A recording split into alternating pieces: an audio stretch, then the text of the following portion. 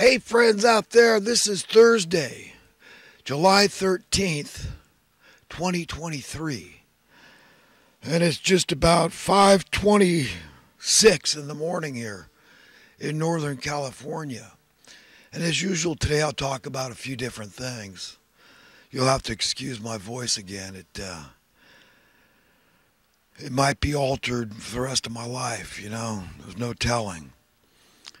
But it doesn't really matter that much to me.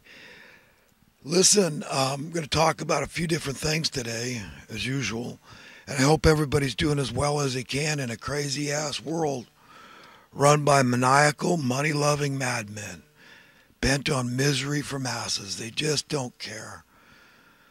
Because if you're one of the commoners, you're a lesser human being, a lesser man, a lesser woman, worthy of less valuable. It's the way these people's sick minds work. Very ungodly. I don't consider myself a religious guy at all. And people think that sounds oxymoronic because I'm always talking about God and Jesus and the Bible. Listen, friends, I'm just after the truth. That's it. Okay? Really, I probably never would have gotten into the Bible if a good friend of mine that I liked, I really looked up to as a role model, I really admired, he recommended I start reading it, Barry, surfing buddy. We had some good fun adventures together. We were both the same age. In fact, we were born in the same month. But Barry was a tougher guy than me for sure. And Gregory, I think he was a Scotsman, probably mostly at least. I forgot to ask. I call him out of the blue every few years or so, and it's always great to touch down with him. He's a great guy, good friend, and the best, just the kind of friend that you don't need too many when you got a friend like that. But he's got his own family and his own concerns, and neither one of us bug each other much. But we bumped heads a couple times. I remember I had this tiny ass little. It was a Datsun, and it was rounded cab. It was like a 3-cylinder, honest. I think it was a 3-cylinder engine, sewing machine of an engine. And Barry and he was big shoulders. He was a husky guy, a lot heavier than me, probably at least 20 pounds heavier, maybe more. But broad shoulders, and we'd sit in this thing, man. Our shoulders were practically touching, surfboards and back, and we took off with this dream out of the blue. We acted impulsively, spontaneously, and we took a trip to Baja. It was the plan, but the weather was really crappy. And we didn't have a good time. And we were pretty much flat-ass broke, too. And I think we might have both stole a candy bar or something to get us back home. But home was Santa Cruz at the time. But anyhow, Barry, but we did bump heads a little. But we never went to blows. I would have been a losing battle for me if we did. But being that we're both Taurians, the bull, stubborn, feisty. But that's how I got started reading the scriptures, and it stuck with me. It's not that my parents were opposed. My mom, in fact, she had a Bible, but it was entitled The Good News. And she was a believer. She died very young when I was 21, and she was 47. A heart attack took her life suddenly. She should have stayed away from the red meat. I've got dead friends, good friends, that I'm pretty sure were cow eaters, beef eaters, hamburger eaters. It's the wrong kind of fat, friends. That's the kind of cholesterol that'll give you a heart attack. Really. Look into it. I know a lot about this because my dad, he was told by a couple doctors he'd be dead in 5 years with multiple sclerosis. That's when he was in his 30s, and he got into nutrition, health foods, supplements, stuff like that. And He lived 50 years longer than the doctors had expected, to his mid-80s. So, I mean, he was a guy I could trust. He taught me about eggs. The healthiest part of the egg is the yolk, the yellow. It's got lecithin. It's very healthy for your heart and your blood. Your body really needs it. Your brain is comprised of the kind of material that is in these foodstuffs. There's a lot of stuff. You got to do your own research, man. I can't go through all of it because the thing I like to do most is expose evil men. I feel I have to. I'm so compelled to let people know that you can't trust these people. Don't trust them. They're evil. If you read the Bible and you come away knowing what Jesus taught us, that, hey, be as shrewd as serpents and innocent as doves. Okay? You're human. You've got your issues. I've got my issues. I'm not nearly as nice a guy as I'd like to be. Okay? As much as I'm always harping on, preaching about being nicer and nicer, I struggle with it. But I'm making progress. I really do believe I am. And the way I can tell is by my driving habits. And you could probably, if you drive, you could probably study your own driving habits and see if you're making any progress in terms of being a nicer human being.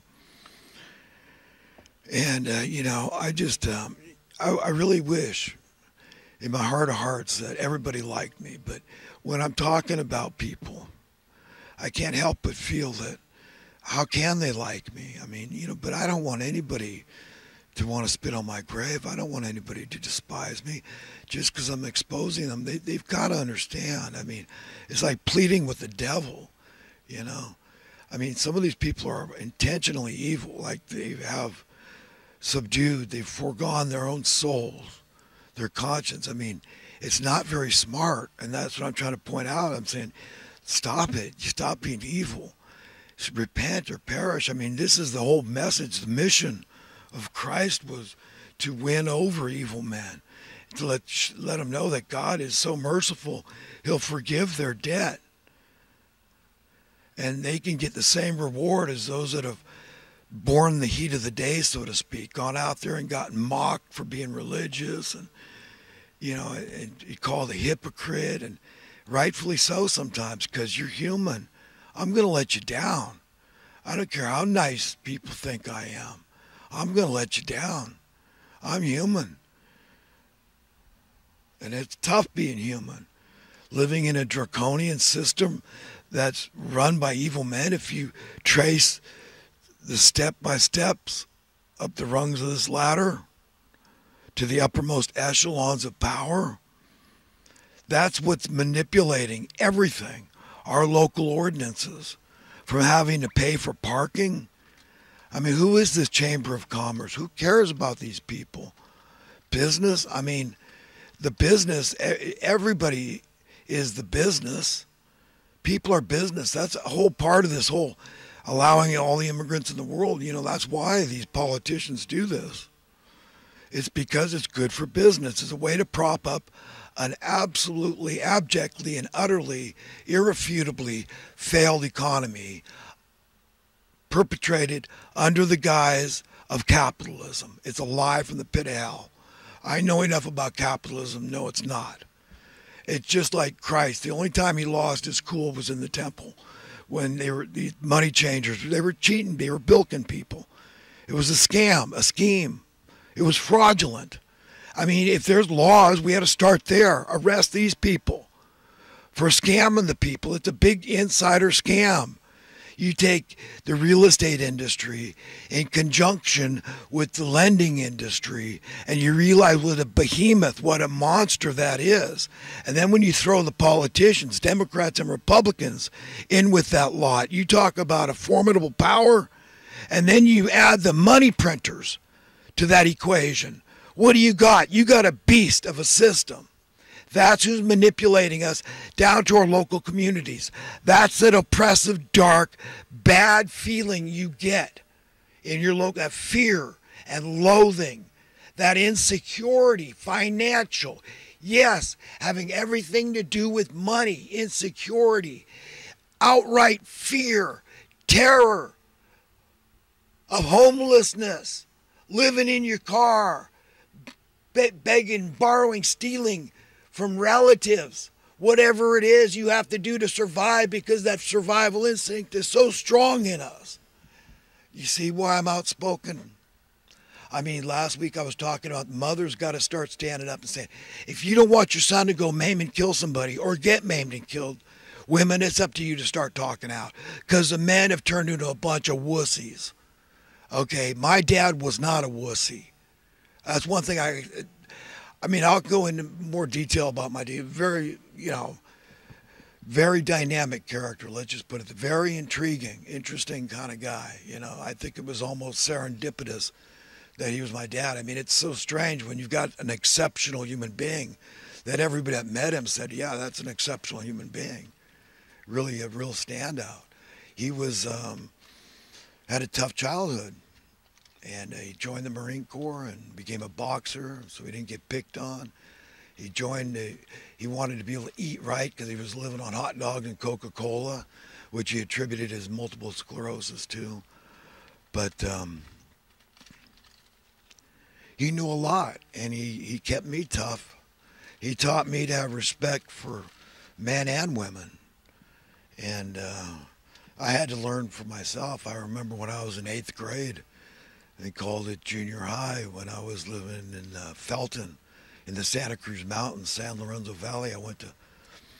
They've got the elementary, junior high, and high school all together. It's all one complex there. But I went to elementary, 6th grade at least, 7th and 8th there.